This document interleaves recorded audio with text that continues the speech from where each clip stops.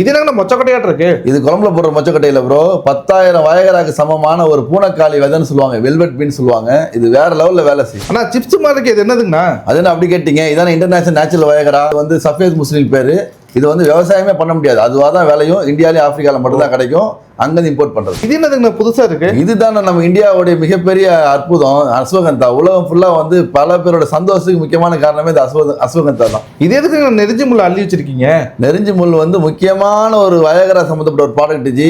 எல்லாமே இருக்குன்னா இந்த தார் ஒன்று எதுக்கு டேபிள் வச்சிருக்கீங்க? இது தார் கிடையாது, இதுதான் சிலாஜித். இது வந்து ஹிமாலயாவில் கிடைக்கக்கூடிய நேச்சுரலான வயகரா. இது ஸ்டோன் மாதிரி, ஆனால் இது வந்து இப்படியே சாப்பிடக்கூடாது. இது நான் சரியான முறையில் பதப்படுத்தி எந்த அளவு போடணுமோ பல்பிக் ஆசிட் கிட்டத்தட்ட 70% வச்சு நம்ம ப்ராடக்ட்ல கலக்கலாம். அது காமிச்சது மட்டும் இல்லைன்னா மொத்தம் 26 மூலிகைகளை ஒன்றா கலந்து நம்ம செய்யக்கூடிய ப்ராடக்ட் தான் மிஸ்டர் பர்ஃபெக்ட் மெல் வெல்னஸ்.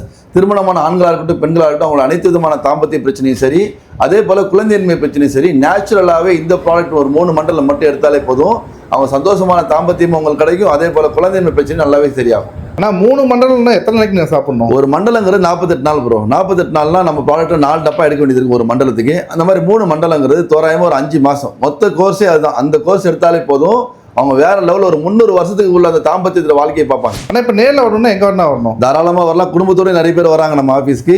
நம்ம வலசு வாக்குறது ஸ்ரீதேவிக்கு இப்போ மெயின் ரோட்டில் இருக்குது. அதே போல் கோயம்புத்தூரில் ராம்நகரில் காந்திபுரம் பஸ் ஸ்டாண்டுக்கு பின்னாடி இருக்குது.